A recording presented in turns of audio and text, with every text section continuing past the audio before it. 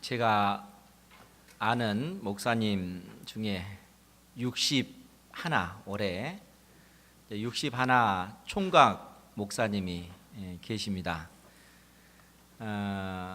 그런데 이제 그 목사님에게 형님이 계시는데, 형님은 미국의 한 주립대학 교수로 계셔요. 그래서 이제 미술계 그쪽 계통에 나름대로 이제 영향력을 많이 그렇게 발휘하신 그러한 분이시고, 또 이 목사님의 남동생은 이제 그 영국으로 유학 가서 이제 거기서 공부하고 거기에서 이제 정착해서 살아갑니다. 그런데 이 형님이 늦게 공부를 했는데, 신학을 공부할 때 뭐 이 형님은 그 점심을 굶어서 책을 사시는 그런 분이고, 저 같은 경우는 책을 팔아서 점심을 먹는 그런 유형인데, 어찌됐든 그만큼 그 늦게 신학을 공부했지만 굉장히 열심히 하시고, 그 수원에 있는 합동신학대학원에서 이제 목회학 석사 과정을 마치고 이제 좀 더 공부해야 되겠다 해서 서울시립대에서 철학 석사까지 그렇게 공부를 했습니다. 그리고 나서 박사학위까지 공부하는 것은 자기 인생을 교만하게 만드는 것 같다라고 하면서 이제 그 공부는 딱 접고 교회를 개척을 했습니다. 그래서 한 2, 3년 동안 그 총각이니까 장가다 총각인데, 목사 안 쓰던 그 총각은 안 주거든요, 우리 교단에서. 근데 어렵사리 그쪽 노예에서 전도 목사로 해가지고 총각이지만 목사 안수를 줬습니다. 그런데 약 그 2년 3년 동안 비가 오나 눈이 오나 전도지를 직접 만들어서 집집마다 다니면서 복음을 전해서 하나님의 은혜로 이제 조그만 그 교회를 세워 나갔습니다. 그래서 한 20여 명 그렇게 모이게 됐는데, 한 3년쯤에 이제 고향에 있는 고향 교회 목사님이 도움을 요청을 하는 것입니다. 왜냐하면 그 고향 교회 목사님이 몸이 너무 안 좋아져 가지고 더 이상 이제 목회를 할 수 없는 그러한 상황이 돼서 이 목사님에게 와서 목회를 하고, 내가 이제 더 이상 몸이 아프기 때문에 목회를 지속할 수 없을 것 같으니까 이 교회를 맡아 주십시오라고 요청을 해서 고민하다가 그 교회를 그 아는 목사님에게 그냥 아무 조건 없이 그릇 하나 안 챙겨 가시면서 다 그대로 주님의 교회니까 이제 이 교회를 섬기십시오 하고, 이 형님은 그 시골 고향 교회로 가서 이제 그 아프신 목사님을 대신해서 그 교회를 약 2년 정도 그렇게 섬겼습니다. 그리고 난데 2년 동안 이 목사님의 병이 그 점차적으로 없어지면서 몸이 회복되니까, 이제 그 시골 교회니까 이제 그렇게 상황이 바뀌어져 버려서 이 목사님이 이곳에 더 있어서는 안 되겠다라고 하시고 그냥 사임을 하신 거예요.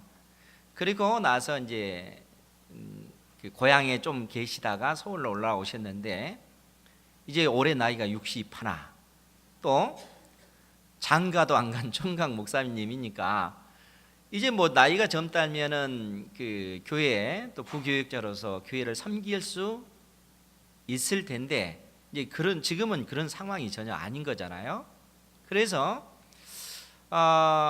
굉장히 이제 경제적으로도 그렇고 또 심정적으로도 굉장히 큰 그 어려움 가운데 있는 것이죠. 그런데 놀라운 것은 이 형님이 그러한 상황 속에서도 늘 그 아침 저녁으로 하나님 앞에 기도하면서 또 말씀 묵상한 것을 그 메모를 하시면서, 또 글도 참 잘 쓰시고 잘생기셨습니다. 정말 잘생기셨어요. 잘생겼고 그러니까 상식적으로 저런 분이 장가를 안 갔다라고 하는 게 이해가 안 되는데 그 정도예요. 그런데 지금 현재 그 61가 된 그러한 상황에 있어서 그 세상적인 그 눈으로 봤을 때는 그냥 실패한 인생이잖아요. 그리고 그 형님의 그 눈으로 봤을 때 그 동생의 삶이 얼마나 한심해 보이겠습니까? 그렇지 않겠어요?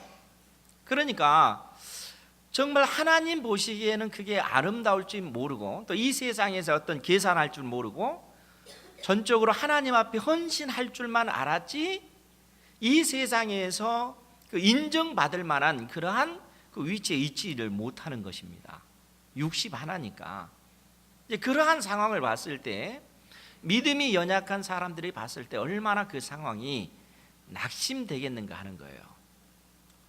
시편 73편에 보면 어떤 내용이 기록이 되어 있냐면 시편 기자가 시편 73편 1절 이하에 뭐라고 기록을 하고 있냐면 하나님이 참으로 이스라엘 중 마음이 정결한 자에게 선을 행하시나 나는 거의 넘어질 뻔하였고 나의 걸음이 미끄러질 뻔하였으니 즉 이 믿음의 사람이 이 세상에 되어지는 일들을 보고 내가 믿음이 없어서 실족할 뻔했다라는 그러한 고백을 하는 것입니다. 그러면서 뭐라고 이야기를 하냐면 이는 내가 악인의 형통함을 보고 오만한 자를 질투하였음이로다. 그들은 죽을 때에도 고통이 없고 그 힘이 강건하며 사람들이 당하는 고난이 그들에게는 없고 사람들이 당하는 재앙도 그들에게는 없나니 그러므로 교만이 그들의 목걸이요 광포가 그들의 옷이며 살찜으로 그들의 눈이 솟아나며 그들의 소득은 마음의 소원보다 많으며. 여러분 이 말씀을 우리가 들으면서 느껴지는 생각이 없습니까?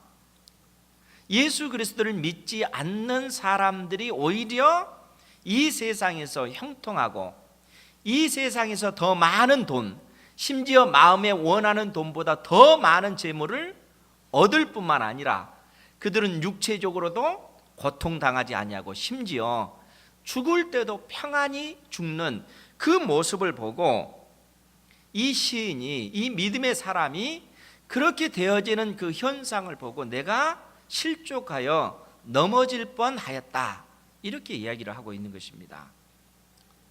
여러분 이러한 어떤 그 우리의 그 삶을 되돌아볼 때 이러한 어떤 현상들이 우리 주변에 사실 비일비재합니다.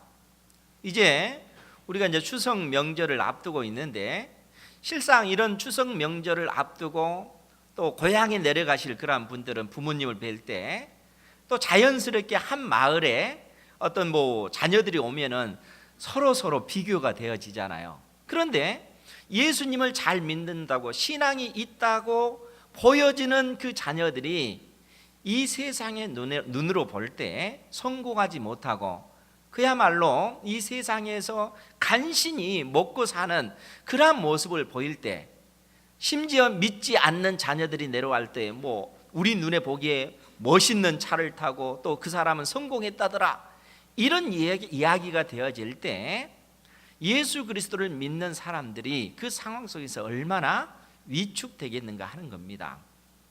이러한 일들이 우리가 사는 이 세상 가운데서 되어지는 그러한 일들이고 이러한 문제로 인하여 시인 역시 믿음의 사람 이 시인 역시 그로 인하여 내가 실족할 뻔했다라고 이야기를 하는 것입니다. 그런데요 사랑하는 성도 여러분 그러한 우리들을 향하여 오늘 주님께서 뭐라고 말씀하시냐면 한 비유를 들어서 설명을 하시는데 오늘 18장 1절 말씀에 예수께서 그들에게 항상 기도하고 낙심하지 말아야 할 것을 비유로 말씀하셨다라고 이야기를 합니다. 우리 주님께서 예수 그리스도를 믿는 여러분들에게 하신 말씀이 항상 기도하고 낙심하지 말라 말씀하고 계십니다. 항상 기도하시고 낙심하지 마시기 바랍니다. 우리 주님께서 오늘 이 말씀을 우리에게 해주시는 거예요. 그런데 우리 주님께서 이 말씀을 어떠한 상황 가운데 우리에게 이 말씀을 내려주시냐면 이 말씀을 주실 때 그 이유가 있었습니다. 그것이 뭐냐면 그때 당시 종교 지도자들이라고 하는 바리새인들이 예수님에게 나와서 하는 이야기가 하나님의 나라, 즉 천국이 어느 때에 임합니까? 라고 질문을 했다는 거예요. 즉 하나님의 나라가 언제 임합니까? 라고 이야기할 때 예수님께서 하나님 나라가 이 땅에 임할 것, 즉 천국이 이 세상 가운데 임할 때를 염두에 두시고 한 말씀을 해주셨습니다. 그것이 뭐냐면 누가복음 17장 16절 이하에 있는 말씀인데 우리 16절 17절 말씀을 같이 보도록 하겠습니다. 누가복음 17장 26절 27절입니다. 26, 27절 시작.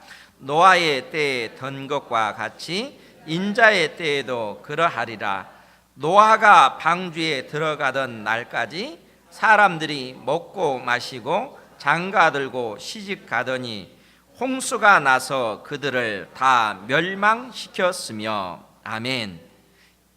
이 땅에 하나님의 나라가 임할 때 그때의 그 상황이 어떻게 되어집니까? 라고 얘기했을 때 노아의 때와 비슷하다라고 주님께서 말씀하시는 것입니다. 그러면서 노아 당대의 사람들의 그 특징, 그때 당시 시대의 특징이 뭐냐 하면 사람들이 먹고 마시고 장가들고 시집가더니 홍수가 나서 그들을 다 멸망시킬 때까지 그렇게 했다는 거예요. 뿐만 아니라 우리 주님께서 또 말씀을 하시는데 28절에 뭐라고 얘기를 하냐면 또 롯의 때와 같으리니 사람들이 먹고 마시고 사고 팔고 심고 집을 짓더니 롯이 소돔에서 나가던 날에 하늘로부터 불과 유황이 비오듯 하여 그들을 멸망시켰느니라. 인자가 나타나는 날에도 이러하리라. 즉 예수님께서 이 땅에 재림하실 때에 그 사람들의 어떤 모습이 어떠하냐 하면 공통적으로 먹고 마시고 시집가고 장가가고 사고 팔고 하는 그러한 일들을 하더라는 것입니다. 그러면 여러분 생각을 해보세요. 우리가 이 땅에 사는 날 동안 먹고 마시는 일들을 안 한 적 있습니까? 어느 시대에나 사람들은 다 먹고 마시고 시집가고 장가가고 사고 팔고 하는 그러한 일들을 어느 시대나 해왔다 하는 거예요. 그런데 주님께서 왜 예수님께서 이 땅에 재림하실 때에 그 사람들의 특징을 이러한 모습으로 묘사하고 있습니까? 그것은 예수님께서 이 땅에 임하실 때, 재림하실 때에 그 일이 갑작스럽게 이루어질 일이기 때문에 주님께서 그렇게 말씀을 하신 것입니다. 사람들이 먹고 마시고 시집가고 장가가고 자기들의 일상적인 삶을 살아간다는 거예요. 이 땅에 소망을 두고 그렇게 살아간다는 것입니다. 그러할 때 우리 주님께서 갑작스럽게 임하신다라고 이야기를 하는 겁니다. 그런데 거기에는 또 다른 의미가 또 숨겨져 있어요. 그것이 뭐냐면 이 땅에 사는 모든 사람들이 동일하게 다 먹고 마시고 시집가고 장가가고 사고 팔고 하지만 우리가 먹고 마시는 것이 과연 누구를 위해서 하는가 하는 것을 생각해 봐야 된다는 거예요. 여러분, 예수님의 생명이 없는 사람들은 먹고 마시고 시집가고 장가가고 하는 그 일들을 이 땅에 소망을 두고 그러한 일들을 행해 나갑니다. 이 세상에서 돈을 많이 벌기 위해서 이 땅에서 성공하기 위해서 먹고 마시고 시집가고 장가가는 거예요. 그러면 예수님의 생명이 있는 여러분들은 어떻습니까? 여러분들은 왜 먹고 마시고 시집가고 장가가고 합니까? 하나님께서는 택한 자녀들에게 너희들이 먹든지 마시든지 오직 하나님의 영광을 위해서 하라 라고 이야기를 합니다. 하나님께서 우리 인생을 이 땅에 내실 때는 오직 하나님의 영광을 위하여 하나님께서 우리의 삶을 통해서 영광 받으시기 위하여 하나님께서 우리 인생을 이 땅에 내신 거라는 것입니다. 사랑하는 성도 여러분, 여러분들의 삶을 통하여 하나님을 영화롭게 해드리는 그러한 삶을 사시기 바랍니다. 하나님께서 우리를 통해서, 우리의 인생을 통해서 영광 받으시기를 원하신다는 거예요. 그리고 우리는 우리가 이 땅에서 먹고 마시고 시집가고 장가가고 하는 그 모든 일들을 통하여, 우리의 인생을 통하여 아버지의 이름을 높이기 위해서 우리 인생이 존재한다는 것입니다. 또한 그렇게 살아갈 때 우리 인생이 가장 행복할 수 있기 때문에 하나님께서는 우리에게 그러한 말씀을 해 주시는 것입니다. 그런데 여러분, 이제 문제는 뭐냐 하면, 우리가 이 땅에서 그처럼 하나님의 약속의 말씀을 지키고 하나님의 이름을 높이기 위한 그러한 삶을 살아갈 때 과연 우리의 인생이 그처럼 형통하는가 하는 겁니다. 시냇가에 심겨진 나무와 같이 우리의 인생이 형통하는가 하는 겁니다. 여러분 생각을 해보세요. 제가 아는 그 목사님, 올해 61, 장가도 가지 못한 그러한 상태에서 이 세상에서 어느 누구도 인정해 주지 못한 그러한 상황 가운데 있는 거잖아요. 그런데 그러함에도 불구하고 아침 저녁으로 하나님을 의지하면서 기도하면서 하나님의 뜻이 이 땅에 이루어지기를 간구하는 그 기도를 이 형님은 드리고 있어요. 이 세상 어느 누구도 인정하지 아니하지만 이 목사님은 그 상황 속에서 인내하면서 견뎌내면서 낭망하지 아니하고 하나님의 뜻이 이루어지기를 구하고 있다는 거예요. 그런데 오늘 우리 주님께서 여러분들에게 무슨 말씀을 하셔요? 항상 기도하고 낙심하지 말라라고 말씀하시면서 한 비유를 들어 설명하시는 것입니다. 그 비유의 내용을 보면요, 2절 이하에 그 기록이 되어 있죠. 2절 3절 말씀을 우리 함께 보도록 하겠습니다. 시작. 이르시되 어떤 도시에 하나님을 두려워하지 않고 사람을 무시하는 한 재판장이 있는데 그 도시에 한 과부가 있어 자주 그에게 가서 내 원수에 대한 나의 원한을 풀어주소서 하되, 예수님께서 어떤 도시에 한 재판장이 있다 하는 것입니다. 그런데 이 재판장은 하나님을 두려워하지도 않고 사람을 무시하는 재판장이란 거예요. 하나님을 두려워하지 않고 사람들을 무시하는 그러한 사람이라고 하면은 얼마나 이 사람이 교만한 사람이겠습니까? 또 사람들을 그처럼 자기 아래 사람 대하듯이 전부 다 여기는 그러한 사람이라면은 정말 이 땅에서 우리가 보기에 재수 없는 그러한 사람일 겁니다. 그런데 이 한 재판장이 있는데 그 도시에 한 과부가 있어 자주 그에게 가서 내 원수에 대한 나의 원한을 풀어주소서 이렇게 요청을 한다는 거예요. 여기서 한 과부, 홀로 된 한 여인 아닙니까? 남편이 없는 이 홀로 된 이 여인이 이 재판장에게 가서 내 원수에 대한 나의 원한을 풀어주소서 그렇게 간청을 한다는 겁니다. 그러면 여러분 생각해 보세요. 하나님을 두려워하지도 않고 사람들을 완전히 무시하는 이 재판장이 이 홀로 된 이 여인의 그 안타까운 그 사정을 듣고 들어주겠습니까?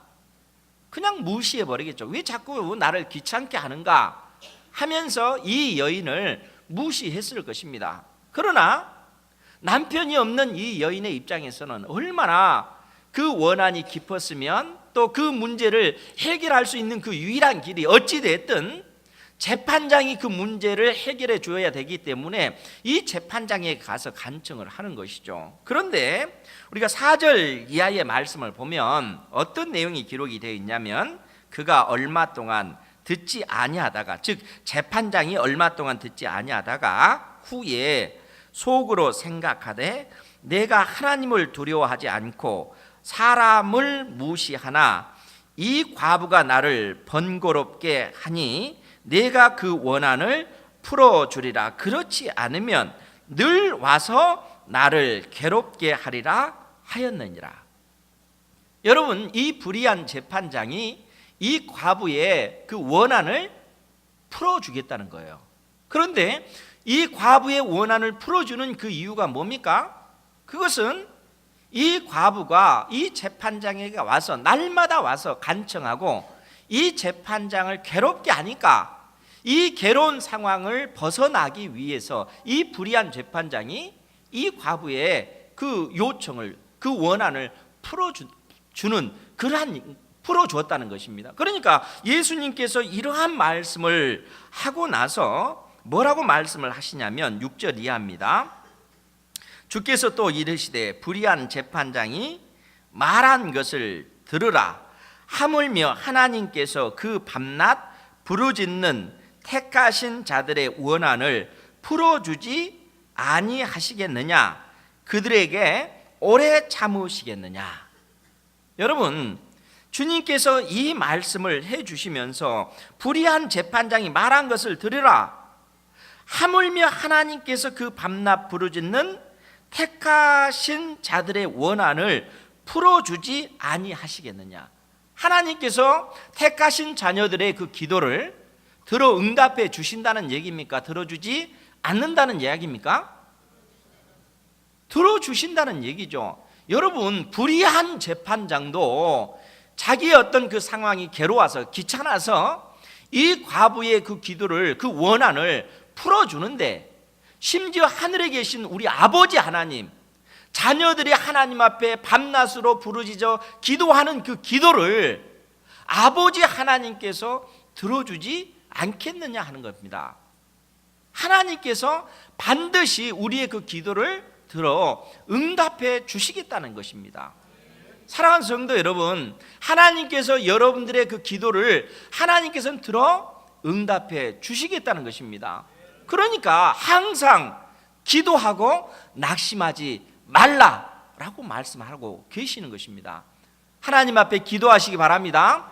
어떠한 그 인생의 그 상황 속에서 그것으로 인하여 낙심하지 말고 절망하지 말고 오히려 그러한 상황 속에서 우리의 믿음이 있음을 하나님 앞에 보이라라고 하나님께서는 말씀하고 계시는 것입니다. 이 믿음 가운데 여러분들이 서시기 바랍니다. 그렇기 때문에 수많은 믿음의 사람들이 한결같이 고백하는 그 고백이 있는 것이죠. 나의 가는 길을 오직 그가 아시나니, 그가 나를 단련하신 후에, 그가 나를 단련하신 후에 무엇으로 나를 단련해 나가시는 거예요? 인생의 고난을 통해서, 인생의 환난을 통해서 나를 단련하신 후에 내가 정금같이 나오리라. 하나님께서 우리 인생 가운데 고난을 허락하시고 그 고난을 통해서 우리를 하나님의 사람으로 빚어 가신다는 것이죠. 하나님께서 여러분들에게 그러한 은혜를 내려주시기를 주님의 이름으로 축복합니다. 고난 받는 것이 그래서 유익이다 라고 믿음의 사람들은 그렇게 고백했다는 거예요. 그 고난의 현장 속에서 낙심하는 것이 아니라, 절망하는 것이 아니라, 오히려 그 고난을 통해서 하나님께서 나를 빚어가시고 나를 만드셔서 결국은 하나님의 사람, 믿음의 사람, 보석처럼 빛나는 그 믿음을 소유한 하나님의 사람으로 빚어가실 것이다. 그 믿음의 그 고백 가운데 하나님 앞에 믿음의 사람들은 나갔다는 것이죠.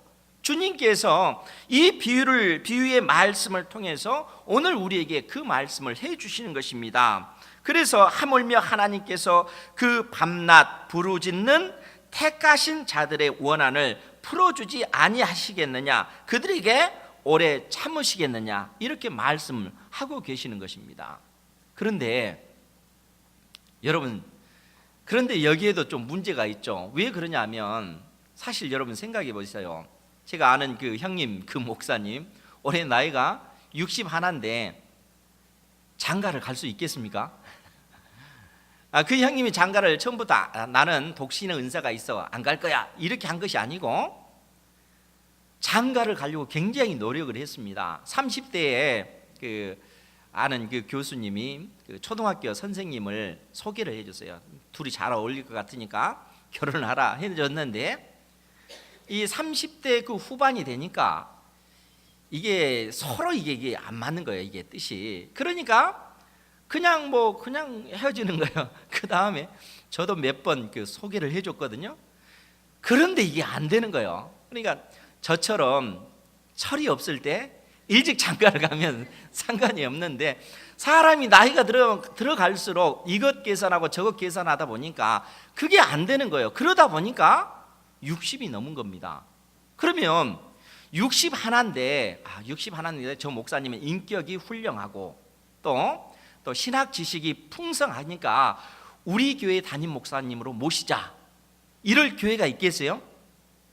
우선 나이도 60 하나일 뿐만 아니라 사모님이 없는데 어느 교회에서 저 목사님을 우리 교회 담임 목사님으로 모시자, 이렇게 할 수가 있겠습니까? 그렇지 않습니까? 담임 목사님으로 모신다 할지라도 몇 년 있다 은퇴해야 될 그 나이라는 거예요. 그러니까 이런 상황이 되면요, 어쩌면 이 땅에서 거의 소망 없이 그의 인생이 그대로 끝나버릴 수도 있습니다. 그렇지 않겠어요? 우리가 인간적으로 계산할 때도 그 인생의 날이 몇 년, 수십 년 되겠습니까? 이 땅에서 힘 있고 능력 있게 일할 그 시기가 거의 다 지나갔기 때문에 세상적인 눈으로 봤을 때는 그 인생은 실패할 수밖에 없는 것입니다. 그렇지 않나요? 그런데 이 형님 목사님뿐만 아니라 실상 이 땅에서 예수 그리스도를 믿는 수많은 그리스도인들이 이 땅에 그러한 삶을 살 수밖에 없는 그러한 환경에 놓인 분들이 너무 많다는 거예요. 우리가 예수님을 잘 믿고 하나님께서 은혜 주셔서 물질적으로도 풍성하고 또 복된 가정을 이루고 자녀들도 형통한 그러한 은혜를 주면 하나님께서 저 가정과 함께 하셨다, 모든 사람들이 인정을 하겠죠. 그러면 반대의 상황이면 하나님께서 그 택하신 자녀들과 함께 하지 않는 것일까요? 그렇지 않습니다. 비록 세상적인 눈으로 실패한 것처럼 보인다 할지라도 하나님께서는 그 인생을 통하여 영광 받으시는 거예요. 그렇기 때문에 우리가 요한계시록 6장에 보면 우리가 읽기 잘한 말씀인데 6장 9절 이하의 말씀에 보면 그 내용이 기록이 되어 있죠. 제가 봉독해 드릴게요. 다섯째 인을 떼실 때 내가 보니 하나님의 말씀과 그들이 가진 증거로 말미암아 죽임을 당한 영혼들이 제단 아래에 있어. 지금 여기 이 말씀을 읽자마자 등장하는 게 뭡니까? 하나님의 말씀과 그들이 가진 증거로 말미암아 이 땅에서 죽임을 당한 영혼들이 하나님 앞에 부르짖는 것입니다. 그러면은 이 영혼들이 이 땅에서 성공한 인생을 살았나요? 세상적인 눈으로 봤을 때 이 사람들이 이 땅에서 많은 돈을 벌고 또 행복한 가정을 이루고 그런 삶을 살았나요? 대부분 이 사람들은 하나님의 말씀으로 인하여 하나님의 복음을 증거하는 이 일로 인하여 이 땅에서 핍박당하다가 순교당한 그러한 분들이 대부분일 거라는 거예요. 그런데 그러한 사람들이 큰 소리로 불러 이르되 거룩하고 참되신 대주제여 땅에 거하는 자들을 심판하여. 여기서 땅에 거하는 자들은 예수님의 생명이 없는 사람들, 이 땅에서 엄청난 돈을 벌고 세상적인 명예를 얻고 세상 사람들이 인정해 줄 만한 그런 위치에 있다 할지라도 그 속에 예수님의 생명이 없는 그 사람들을 이야기합니다. 그러니까 그 땅에 거하는 자들을 심판하여 우리 피를 갚아주지 아니하시기를 어느 때까지 하시려 하나이까? 하나님, 속기 하나님의 나라, 공의의 그 나라가 이 땅에 임하셔서 하나님께서 온 세상을 심판하시고 믿음으로 이 땅에서 믿음 안에서 선하게 살아가는 하나님의 그 백성들을 어느 때까지 하나님께서 그들을 높여주지 않는 이것을 어느 때까지 하시려나이까? 하나님 속기 재림하셔서 하나님의 공의가 이루어지는 하나님 나라가 이 땅에 이루어져야 되는 거 아닙니까? 수많은 순교당한 믿음의 그 피들이 하나님 앞에 이처럼 부르짖어 기도한다는 거예요. 그러할 때 하나님께서 무슨 말씀을 하시는 거예요? 잠깐 동안 기다려라. 아직 이 땅에 하나님의 백성, 구원받을 하나님의 백성들의 수가 차기까지 잠깐 기다려라. 하나님께서 이 땅에서 구원하시기로 작정된 자들을 구원하시면 주님께서 친히 이 땅에 재림하셔서 온 세상을 심판하실 거다 하는 것입니다. 그러니까 주님께서 이러한 말씀을 우리에게 주시면서 또 이 한 과부의 비유를 들어서 말씀하시면서 이 땅에 예수 그리스도를 믿는 하나님의 자녀들의 그 입장은 마치 한 과부와 같은 그러한 삶이다라고 말씀해 주고 있는 것입니다. 이 세상에 그 어떠한 것도 도움이 되지 않는, 도움을 얻을 수 없는 예수 그리스도를 믿는 것 때문에 오히려 이 세상으로부터 핍박당하고 조롱당하는 그러한 모습이 홀로 된 여인의 모습과 똑같다는 거예요. 예수 그리스도를 믿는 우리를, 주님께서 우리를 향하여 그렇게 말씀하시는 거예요. 그러나 여러분 생각해 보세요. 이 홀로 된 여인이 불의한 재판장에게 자주 가서 간청하니까 불의한 재판장도 이 여인이 자꾸 와서 귀찮게 하니까 그 여인의 그 원한을 풀어주었는데, 심지어 하늘에 계신 우리 아버지께서 자녀의 그 부르짖는 그 기도를 들어 응답해 주지 않겠는가 하는 말씀입니다. 사랑하는 성도 여러분, 하나님께서 여러분들을 하나님의 자녀로 부르셨습니다. 하나님께서 여러분들을 사랑하십니다. 하나님께서 여러분들의 그 기도를 외면하신 것이 아니라 듣고 계시다는 거예요. 여러분들이 이 땅에 믿음으로 살아가는 그것 때문에 이 세상에서 핍박받고 이 세상에서 조롱받을 때 주님께서 여러분들을 외면하고 계시는 것이 아니라 여러분들이 당하고 있는 그 고통의 현장 속에서 여러분들과 함께 하고 계시고, 여러분들이 울고 계시는 그 여러분들의 영혼을 하나님께서 만져주고 계시다는 거예요.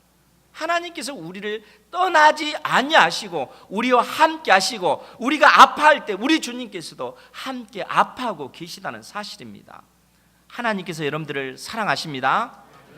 하나님께서 그 권능의 팔로 여러분들을 견고하게 붙잡고 계시고, 이 땅에서 너희들이 믿음으로 인하여 환난을 당하나, 믿음으로 인하여 고통 당하나 낙심하지 말고 항상 하나님만을 의지하고 하나님께 기도하면서 현실의 그 모든 어려움을 넉넉히 믿음으로 극복해 나가라고 주님께서 권면하고 계십니다. 이 은혜 가운데 여러분들 살아가시기 바랍니다.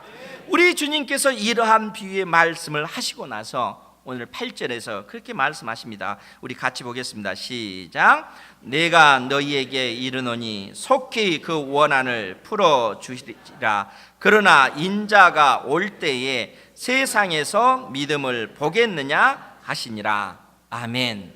우리 주님께서 우리에게 하신 말씀이, 내가 속히 이 땅에 와서 너희들의 그 원한을, 너희들의 그 기도를 다 들어주겠다, 너희들의 원한을 다 풀어주겠다라고 주님께서 우리에게 말씀하십니다. 그러면서 우리에게 어떤 말씀을 주셔요? 그러나 인자가 올 때에 세상에서 믿음을 볼 수 있겠느냐?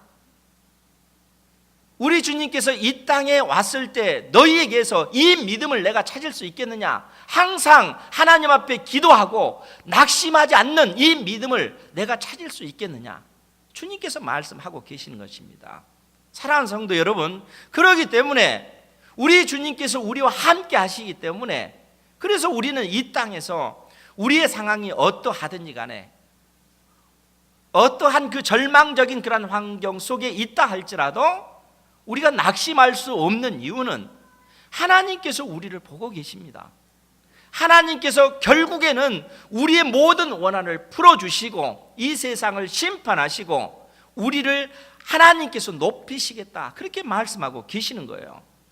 그렇기 때문에 우리를 향해서 뭐라고 말씀하셔요? 너희들이 이 땅에 사는 날 동안, 이 땅에 많은 돈이 있든 없든, 건강하든 건강하지 못하든, 많은 사람들이 너를 비난하든 비난하지 못하든, 비난하지 않든, 그것과 상관없이 하나님만 의지하고 하나님께 항상 기도하고 낙심하지 말라라고 말씀하고 계시는 것입니다. 이 은혜가 여러분들에게 있기를 원합니다. 우리는 그래서 내 안에 예수님이 계시기 때문에 우리의 인생이 어떠하든지 간에 낙심할 수 없는 존재요, 하나님께서 우리에게 영원한 생명을 주셨으니까 그 은혜 안에 사는 그런 존재들이라 하는 것이죠. 한 주간 하나님께서 여러분들에게 주신 그 인생의 날들을 통해서 여러분들의 인생의 환경이 어떠하든지 간에 그것으로 인하여 낙심하지 말고 좌절하지 말고 절망하지 말고 하나님만 바라보시고 믿음으로 승리하시는 여러분들 되시기를 주님의 이름으로 축복합니다. 아멘. 기도하겠습니다. 자비하신 아버지 하나님, 오늘도 우리에게 생명의 말씀, 주시니 감사드리옵나이다. 하나님의 말씀이 우리 속에 있기에 우리 인생이 어떠하든지 간에 그 상황 속에서 우리가 낭망하지 아니하고 절망하지 아니하고 인내하며 견디어내며 하나님의 나라가 이 땅에 이루어지기를 간구하는 그러한 삶을 살아가기를 소망하옵나이다. 주의 사랑하는 자녀들에게 진리의 영으로 임하셔서 견고히 붙들어 주시고 이 세상 속에서 구별된 존재로 살아갈 수 있도록 은혜 내려 주옵소서. 예수님의 이름으로 기도하옵나이다. 아멘.